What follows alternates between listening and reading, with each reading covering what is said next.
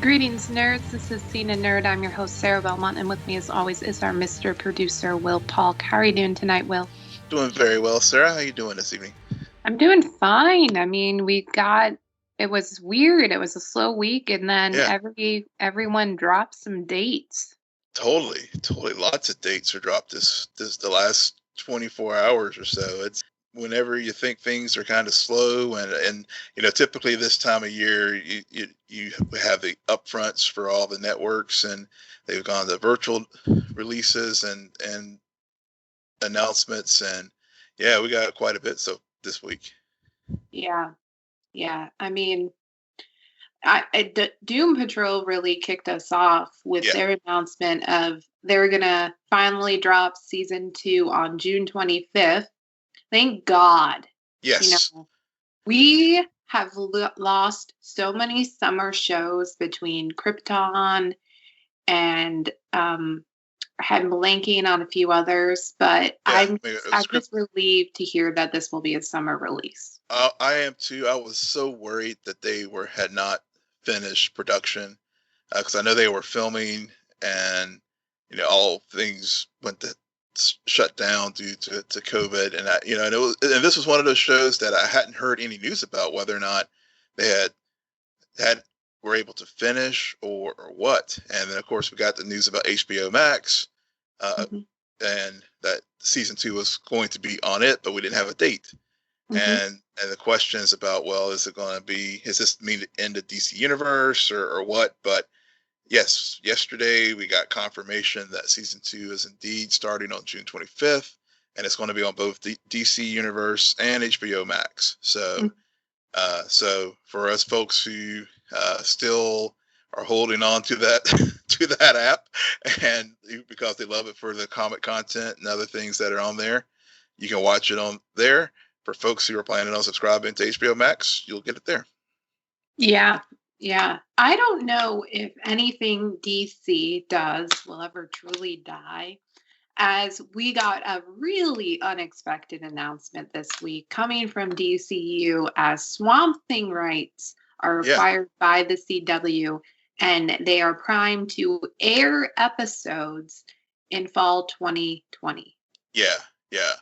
And yeah, when I first saw this news, I was super ecstatic because I was like, yes, they're going to possibly create new content with this show, because it did get unceremoniously canceled Mhm. before the first episode even aired, which obviously took a lot of sales out of people's backs as far as just trying to even bother watching with this show. And I'm glad we did, because really those first 7, 8 episodes were just really, really strong, and it was a really great series. That was cut short too soon, and of course, as we've talked about before, you could tell that they had to wrap things up. But yeah, I think I'm glad that it's going to get some extra exposure this fall, given that the CW is you acquired it and some other shows to basically fill content, because everything's been shut down for the last 2.5 months or so. So um, yeah, people should definitely check it out now that they have the opportunity, especially if you didn't. If you turned off, say, the DC Universe app after, say, Titans or Doom Patrol ended last year. Yeah, I think great's a strong word. I just remember it grew on me, pun intended, and it also had a lot of potential going Yeah, into that final episode. So yeah, it I'm did. I'm interested and curious to see what will CW do with it, because there is a touch of Mhm. CW glam or CW vision where they will change some elements. That show's very tried to veer into horror. Yep. Um, Granted, I don't think it got to a point where it's unimaginable to be on CW, but it definitely was more mature Yeah. than shows we're used to on Yeah. CW. Yeah. So I will. Yeah. I'll see how they clean up some of the dialogue and stuff, because yeah, since it was a streaming show, it definitely definitely didn't have family-friendly language. So it'll definitely be a 9 o'clocker on the CW, and but I'm sure they'll clean it up, like you said, because it did veer into some horror and did have some pretty more graphic violence that you're used to that on your typical CW Arrowverse show. So yeah, but as I said, I think it's good that it'll get a wider airing, and maybe it'll give it an opportunity to get picked up for, maybe enough interest will be there for a season 2, and hopefully it'll continue that storyline that was established. Yep. Speaking of other pickups and some shows stuck in limbo, it's so funny to me because neither of these two announcements do I even care about or am I interested in. And it's just I'm almost tired of these worlds, but we did get confirmation that Batwoman and Superman. Oh, that's what that is. Oh, I thought you were doing the Lois and Clark thing. Yeah, well, that too. Well, they're interrelated. They're interrelated. So they are not interrelated. Well, they're interrelated in the sense that he does this because he knows I don't read the rundown before the show, and when he adds stuff, I don't read it. Yeah, see, gotta keep you on your toes, Sarah. Gotta keep you on your toes. So I'll take this one. So yeah. No, let me finish my rant. You always come back, okay? All right. So my point is, we got confirmation that Lois and Clark has been picked up, and their episodes will start airing in 2021. January. Yep, in January. Yeah. January 2021. Yep. And then Green Arrow and Canaries still remain in limbo, but all signs point into that show to air in 2021 as well. I don't think so. I mean, if they do, it would definitely be like a mid-season pickup or late season, or maybe depends on how they end up structuring the fall season. So part of the announcement today is Superman and Lois being picked up we knew it was going to air, but the first 13 episodes are going to start airing in January, when all of the shows for the CW will return. So if The Flash, Black Lightning, Batwoman, and Superman and Lois will be the first slate of Arrowverse shows that will air, and then Supergirl and Legends of Tomorrow will be a mid-season shows. So I assume mid-season with the adjusted rollout, it'll probably be,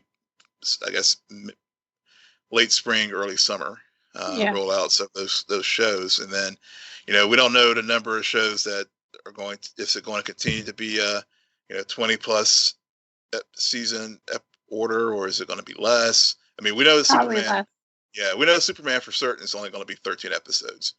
But the others, will most likely get adjusted, I would think, especially if they try to get things resynced back up to October rollout for. Yeah, you have to. Yeah, I think that's what happened with the writer's strike over a decade ago, is that a lot of those seasons were shortened, and then to get everything on track, you kind of have to just suck it up and deal with it and be like, okay, so this is the new schedule and this is how we're going to fix it.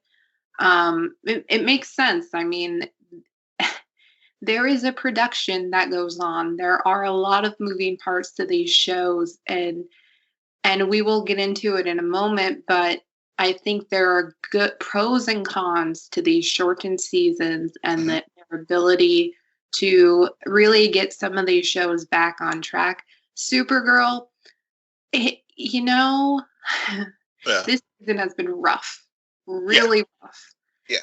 Thank God Melissa is pregnant, not only because of just the genetics, birth, and gift that her and Chris Wood will give to the world. Yeah, that kid definitely won the genetics lottery. And will probably win the talent lottery with all the things they can do. Yeah. But I just, I think that those writers really do need to take a break and a step back and figure out what they want to do with this character and this story, because it is, they keep every other season hit and miss. We talk about it all the time. So they definitely, that extra, that extra time will help. But also, related to the rollout of these schedules, we did get, since we've had these huge crossover events the last few years, one of the things that also came out of Upfronts today is that Batwoman and Superman will have be the crossover event this year. And of course, with these crossovers, even if I think from what I read in Deadline, it's a 2-hour event. I guess it reminds me a lot of what was done with Flash and Arrow when they did the very first crossover. And no of these shows, they'll probably have a little sprinkling of other folks from some of the other shows, since they're all now on Earth Prime. But it's definitely not going to be the mega event that we've gotten accustomed to with the last couple of crossover events. Yeah, it's also, I think, just a slap in the face of Supergirl. Yeah. When I first read it, I was like, yes. I read Supergirl, and then I said a Superman, and I looked at it again. I was like, oh yeah, it's Superman light. It just pisses me off, because the more I think about it, this is exactly why I'm not excited about, and I'm going to call it Lois and Clark. Okay. I'm just annoyed because everyone from the previous crossovers, anytime that Kara and Kate would interact, we're like, oh my God, these are awesome moments. And then, and knowing that now with Oliver off the table and Barry is priming himself up for an exit too, these are now our two main heroes. Mm-hmm. Yet, and I also understand Melissa's pregnant. She's going to be on maternity leave, the scheduling and all of that. They got to bring in this magnificent character, larger than life, aka Superman. Batwoman has had an amazing freshman run, mm-hmm. but it just, we're always going to wonder how that crossover would have been different. Yeah. Would have worked differently had timing just been on Kara's side. Yeah, definitely. I completely agree. But on the other hand, I'm like, okay, I guess this shows how they are really transitioning Batwoman to possibly be the feature show in the Arrowverse, and basically use that character to help establish a character who's been around. I mean, it's not like this version of Superman hasn't been around with us, but now they're anchoring, they're headlining their own show, so to make us care. I mean, basically, we have to. There has to be something that makes them that character. All the renditions that we've seen and all the comparisons with Kate and Kara, that was easy. Well, it's not that they're having a Batman TV show, it's that it's Batwoman and this is Kate Kane. Mm-hmm. It's not that we're having a Clark Kent. Oh wait, we are. TV show. This is Kara. This is Supergirl story. So I think it makes sense. I get it. I don't like it. Yeah. I'm gonna try to keep an open mind about it. So, my mind is closed. This is literally COVID card. Anyways, one more announcement, and we can quickly skip over this. Why will continuously insert Star Wars information into the rundowns when this clearly our Arrowverse discussion time? I don't know, but because you wanted to make... because this. Go ahead. No, go ahead. No, I there is a tie, and when you share it, people will understand it. I don't understand it, and so I'm very curious how he's going to make this work. And I almost dare him to try to figure out a segue from this topic into the actual discussion of any of the shows. But it has been confirmed that Katie Sackhoff joins The Mandalorian season 2 because, she was in Star Wars Clone Wars character Bo-Katan in Milan. Seriously, Sarah? A warrior. I'm just going to say that. A Mandalorian warrior, not just a warrior, but a Mandalorian warrior. Who I haven't watched Star Wars Clone Wars. I'll freely admit, but there was a tie-in from what I gather from all the fans out there with the dark saber that we saw at the end of Mandalorian season 1.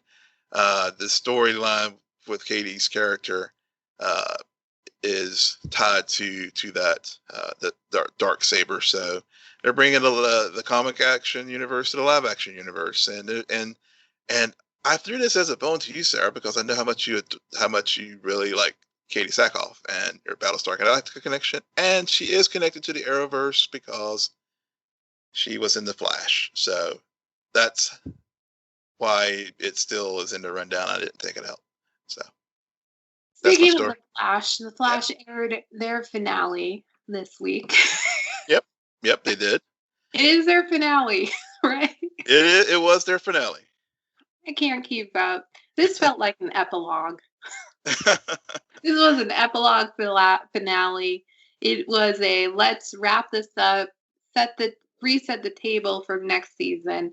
I do applaud them for the big risk of leaving Iris in the Mirrorverse. A silver lining, if you may, for having a shortened season unexpectedly is they had to cut it off there. And so we still don't know how or what it'll take to get her out.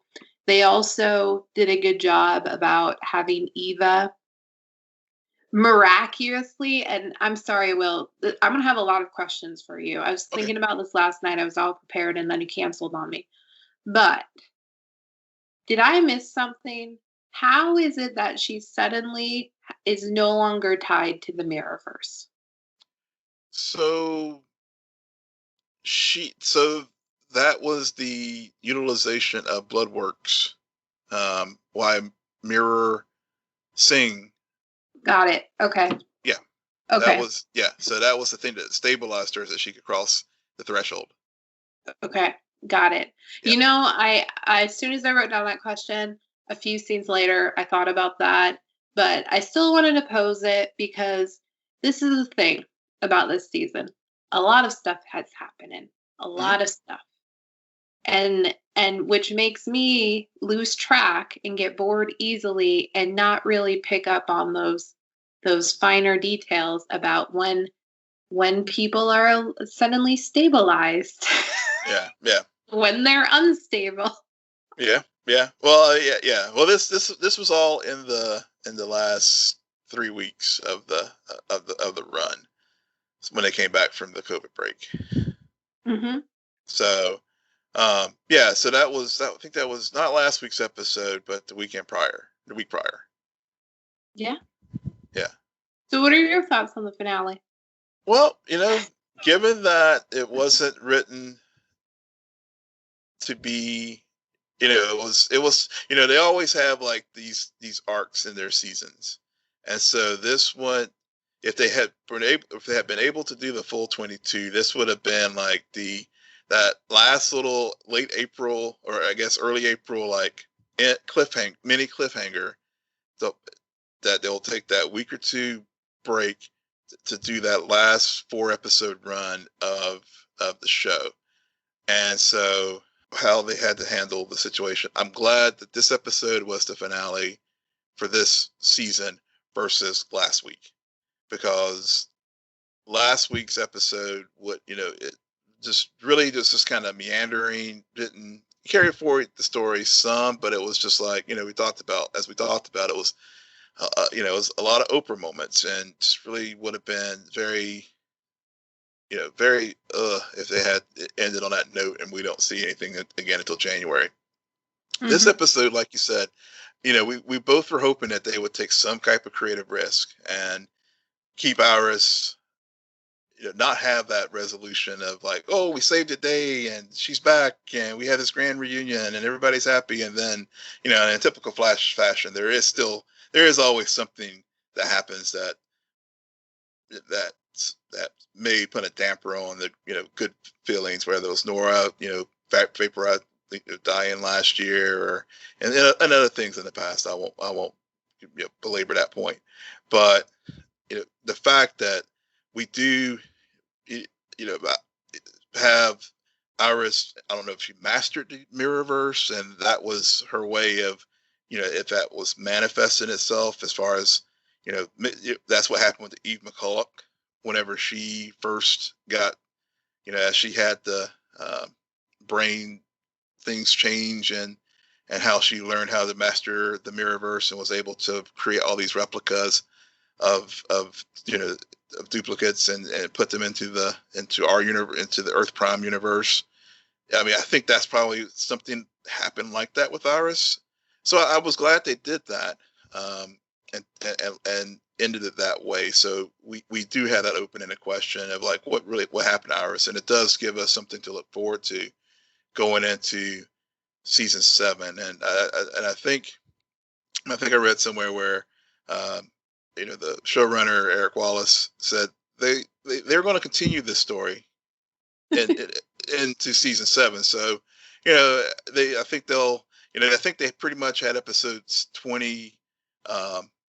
They were in a process of shooting it, so I'm sure they'll do some tweaks to it, and like reminds me of like Titans, where the finale ended up turning into the season premiere. So we'll see that happen with this show, as far as a show that was in the middle of in a closing out of the season become the premiere. Right.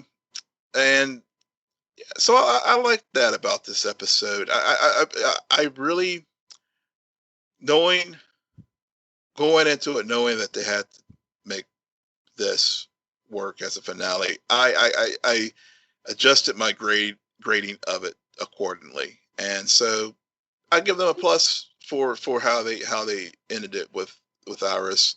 The Sue story I thought was finally made sense for why all the things were going on. That came out of nowhere. Like I was finally interested in that storyline, and I'm like, oh my god, this makes sense. Yeah. I completely forgotten about the blackmailing and everything, but and we all know why, and we've griped about it multiple times, but I finally liked that part. And the weird part of it all was we went from last week's episode where Ralph was all about Caitlin to this week he's all about Sue, and I'm just like, dude, what a player. Jeez, make up your mind.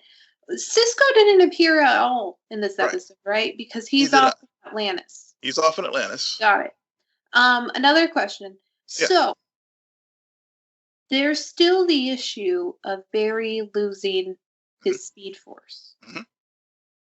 Okay, he did a lot of running in this episode. He did. Somehow the gas tank is, somehow, even though it's like right there on E, somehow he hasn't gone completely to E and run out. It's just like, it's not like whenever. Thing, Phil. Not a thing. If it's on E, it's on E.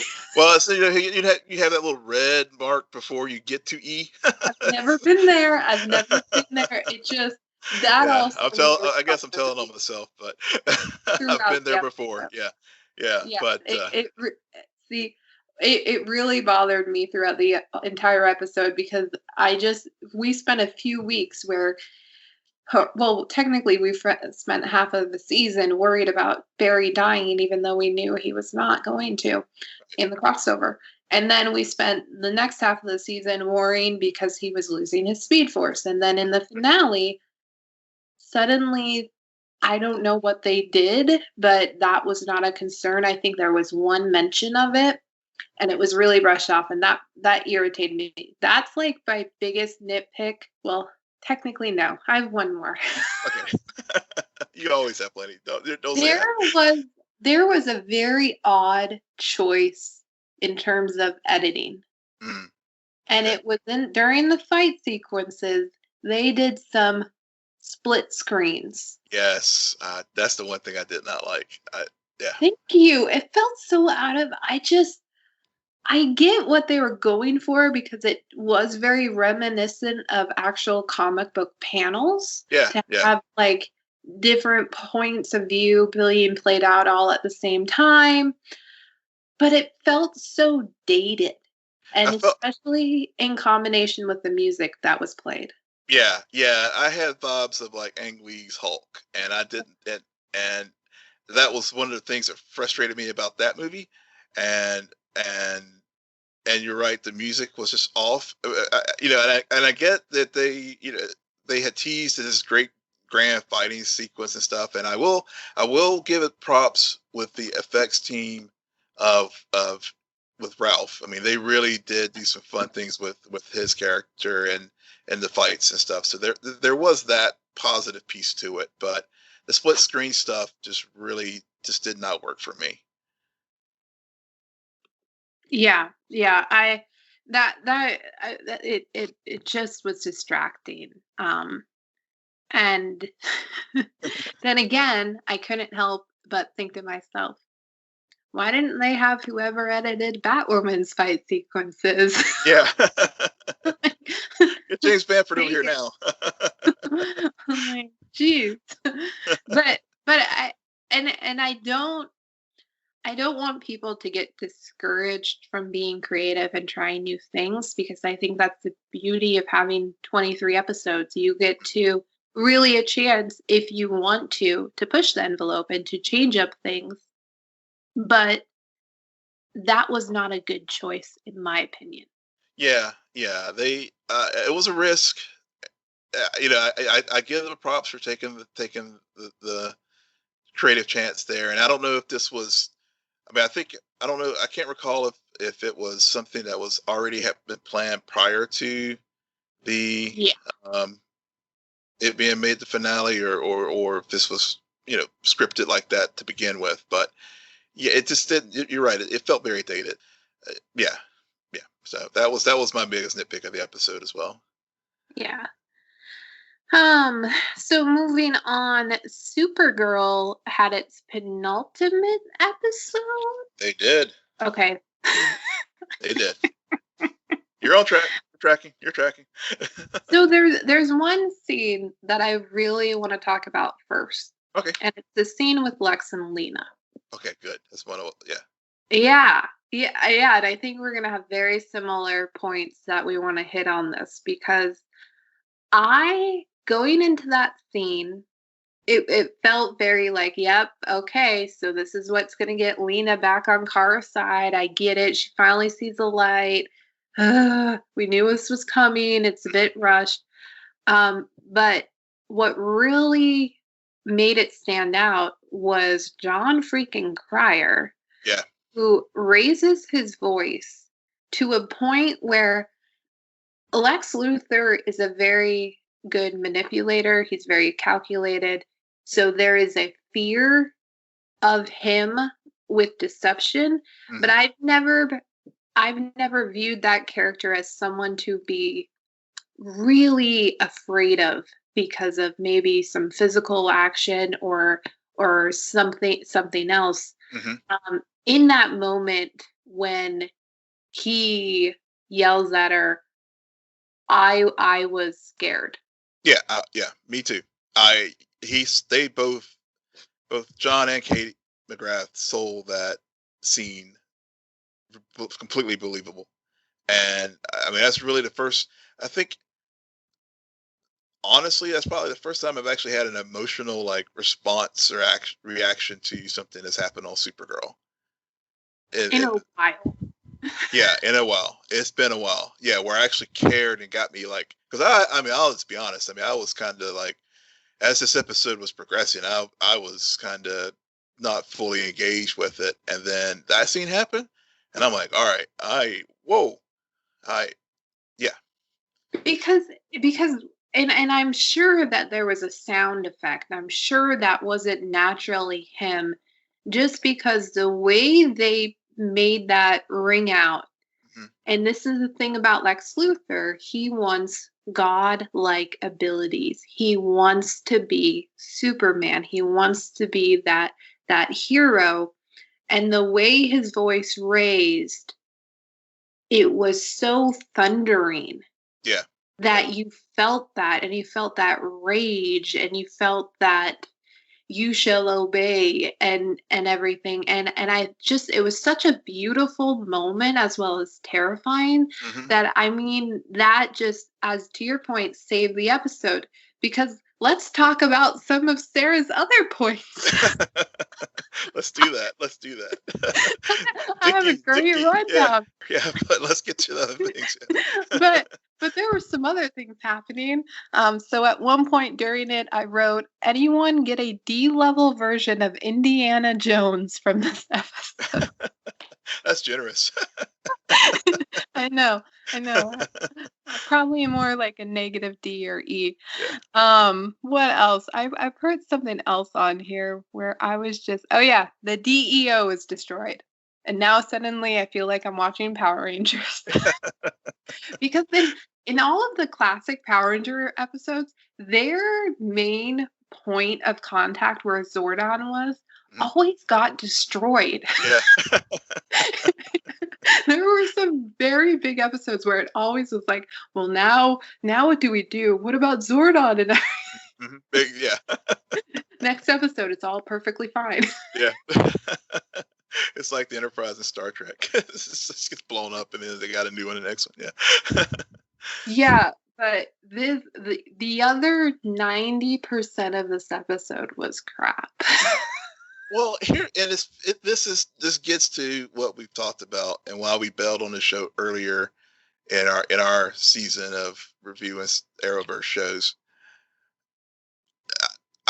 This show is so schizophrenic. It doesn't know what it wants to be. Is it focusing on Leviathan, or is it focusing on Lex? And if you're, because they're trying to interweave these things together, and also the whole VR stuff. I mean, and how technology is supposed to, the dangers of overexposure to technology, and I'm like, there's all these disparate parts, but no overarching thread that, as you said earlier tonight, they need a break to figure out how to do a through line throughout the season.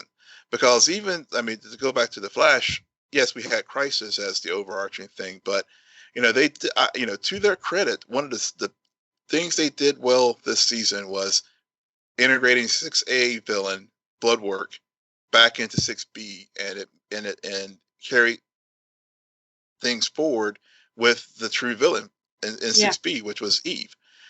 This, I'm like, okay, I don't know. You get Mitch Pileggi's character back. I can't remember he and Brainy were having their interactions, and then Sean Astin just randomly appears, and I'm just like, oh, Sean Astin's here. Correct me, we've never seen him before, right?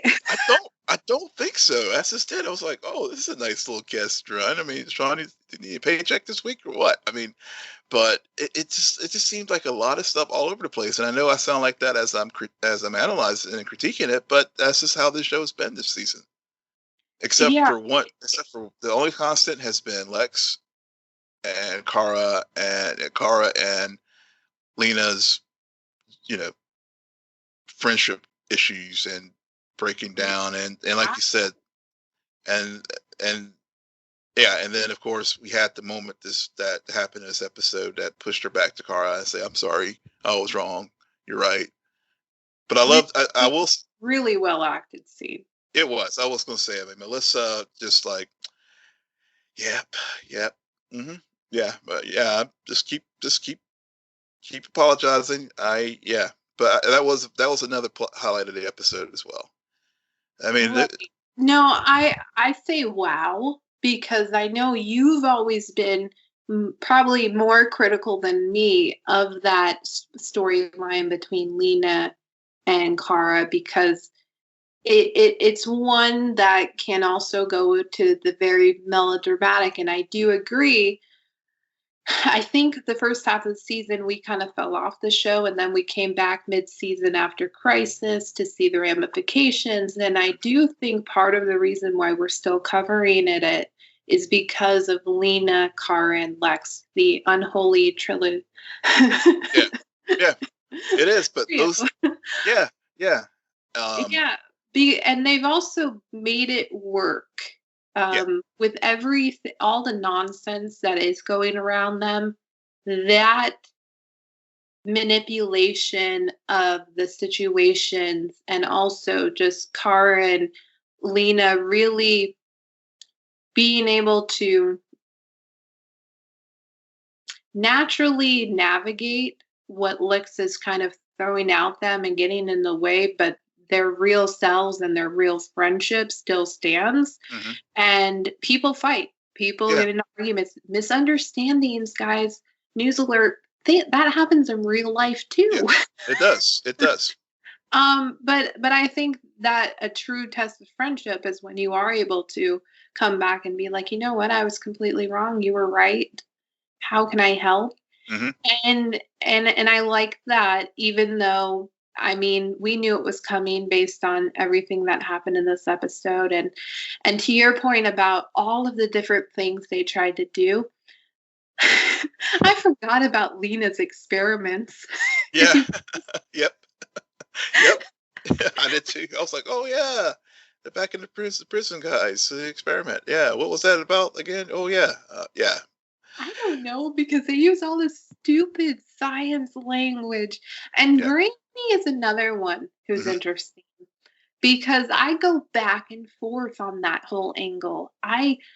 And maybe it's because I'm a big fan of Krypton. If you've never watched Krypton, please watch Krypton. It's been canceled, but those 2 seasons are really, really good. I'm still not over it, Will. I'm not either. I even tweeted from our show account. It's like, come on, CW, do it. I'll be happy. Pick it up. Brainy needs his own show. Yeah. Yeah. But because I was really, when they first had him remove his adapters, or whatever you want to call it, I guess inhibitors is what they call them. inhibitors. Thank you. Yeah. I was close. I was really interested because I wanted to see him go real dark. Mm. And he's gone dark, but he's also remained kind of neutral. And so I guess there's a commitment issue from the writers that bothers me, very similar to what they did with Caitlin Snow on The Flash. Yep. Yep. Is you know that's a great parallel. That's a great parallel because that you're now that you pointed out, I totally see it. Yeah. Yeah. Yeah. I didn't even think about it until this moment, and it just popped in my head. I'm like, oh crap. Oh Yeah. crap. Poor Brainy. Poor Brady. Yeah. Not gonna make it. No, They're gonna he's ship him not. up to the Arctic. Yep. Oh man. No. I and I just think that we all need to remember. We know that this show, this series, has a very standard, one season is good, one season is bad kind of ratio. Yeah. So I'm very, even though I'm frustrated this season, I am also very still hopeful for the next season that we're gonna get. Yeah. Yeah. It's hard to believe it's already at season 6 as well. I know I was thinking about that too. I was just like, well, this show still feels so young and new. Yeah, it does. It really does. I don't know why. Oh man. All right. So that leads us to arguably my favorite show on this rundown, as always, Batwoman, which also, this was the penultimate. It was the penultimate. Yes, it was. Okay. I I'm so curious about the finale of the show, because I've gone into the last 2 episodes thinking it was the finale. And I'm just gonna get out my gripes first. I'm gonna do the reverse of what we just did with Supergirl. All right. I never want them to say the word hush on the show ever again, Will. Yeah. Ever again. Uh, promise you that. But go ahead, continue to gripe. That is my gripe. I'm so annoyed. You had me so excited for this character and for this turn. Yep. And they ruined it within the first 20 minutes. It did. And I was hopeful for this character too, because and I have to remind myself these are adaptations. And so in this show, in the comic, Tommy is in many ways Batman's mirror as far as the rich playboy and some of these things, and ends up being Hush, and has very similar skill sets as far as being an equal foe to Batman. Mm-hmm. Here, he's just a henchman of Alice, and I have to remind myself, this is he's going to be a henchman here for Alice to achieve her goals of, in this case, getting Fox's journal. So yeah, I was disappointed by that, and I'm hopeful that if he does show up again, he doesn't sort of become this kind of almost not quite the villain of the week, but he was just a slight notch above your typical villain of the week, and how they ended up using the character this week. Yeah. And they also, to that point, used it in a way that made Kate look really stupid. Yeah. the amount of time it took for her to connect the dots that Hush was connected to Alice killed me. I'm like, it's so obvious. Yeah. Why is this taking so long? Get there faster. Get there faster. But the good thing though, overall, that was my biggest issue with the episode is anytime they said the word hush, anytime they made the investigation of who Hush was and where he came from look like our heroes were really stupid.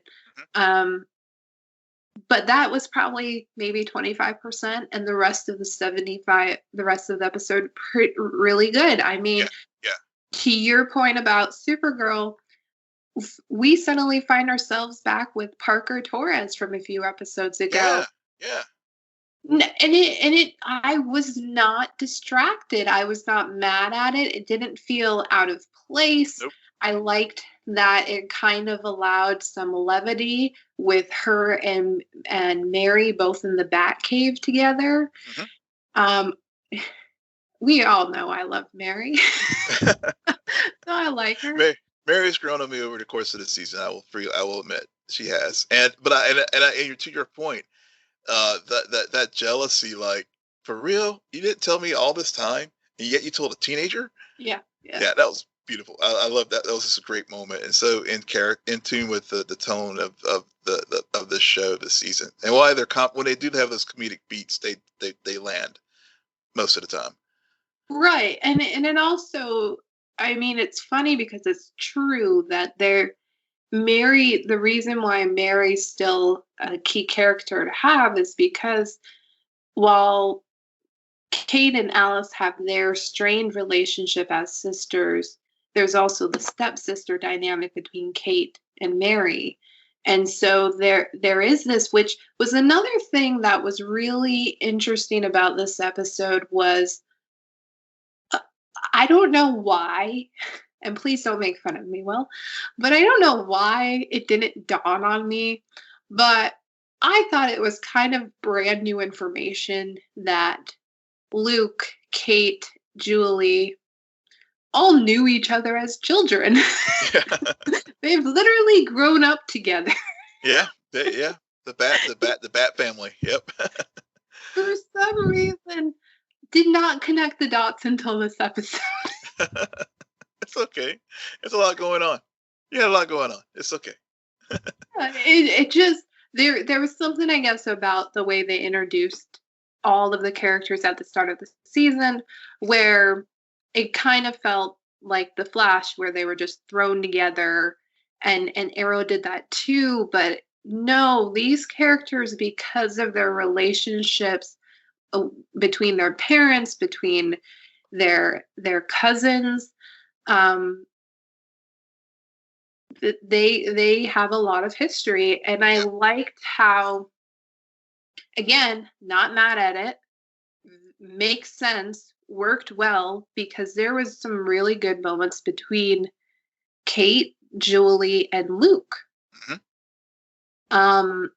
And I don't know your thoughts on this, but I really like that combination, and I like how this show continues to throw out combos of all of these characters that allows it each episode to remain fresh Yeah. and also interesting.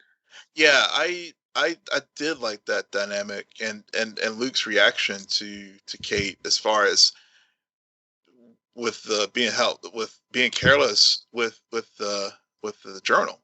I mean, Mm-hmm. you've gone to all this length to get this thing, and then you let your guard down, and and then it's basically let it slip out, and especially given that they all know that the stakes of it getting into the wrong hands, which it ultimately did. So I liked that that there's that tension between, and like you said, like with Supergirl and Kara and Lena.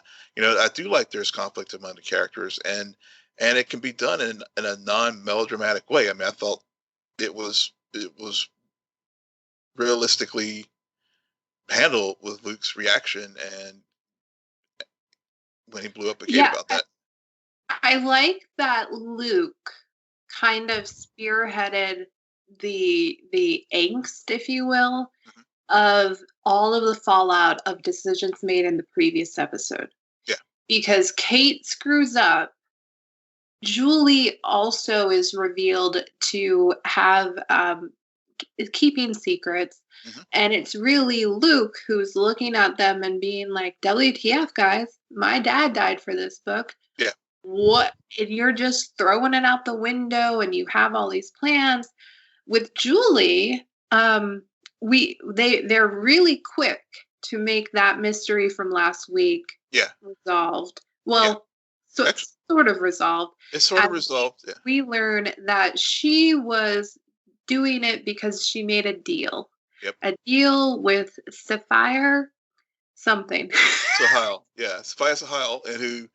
Yeah, and actually, that was when Julia Pennyworth was first introduced to us earlier in the season with the episode Uh-huh. with the rifle, with that rail gun. That was the first mention of that character, and then they fast forward to uh, the connection with the deal that Yep. she made, and so that was really, yeah. I liked how they're starting to pull all those various threads together from from earlier in the season, and really building that narrative to, of course, now to next week's finale, which um, we'll get to see that, and also it also sets up obviously the next big bad for season 2. Yeah. Yeah. Well, big bad ex-lover, because Ex-lover. I did some research, Will. You'll be Yep. proud of me. Okay. We're gonna have a pirate next season. Yep. We're going to have a pirate. Yes, we are. The crossover will be on a ship. Yep. Going to Atlantis. Be on a ship. Oh man. And Pick up this goes back to the news updates. This whole thing about Batwoman and Superman leading the next crossover event. It makes sense with how they ended Batwoman in this episode. We find out through the book that at the end of the day, the only thing that will damage the bat suit is kryptonite. Yep.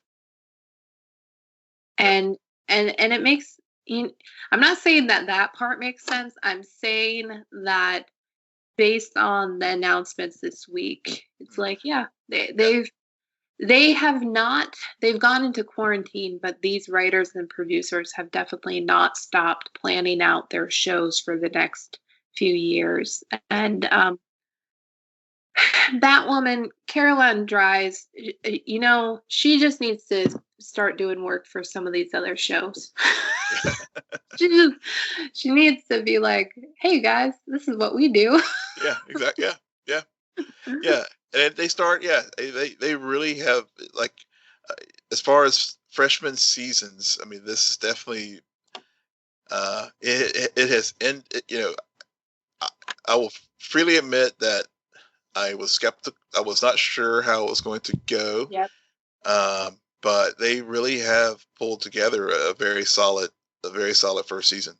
When I look at it as a whole, I mean, it did have some rocky starts. Every series does, but they found their voice and they're sticking with it. And you're right.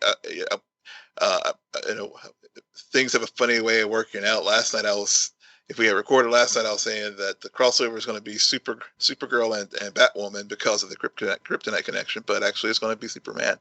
But now because of the announcements today, but yeah, that was a pretty cool Easter egg that they did, and they tie it back. If you look at there's a screenshot that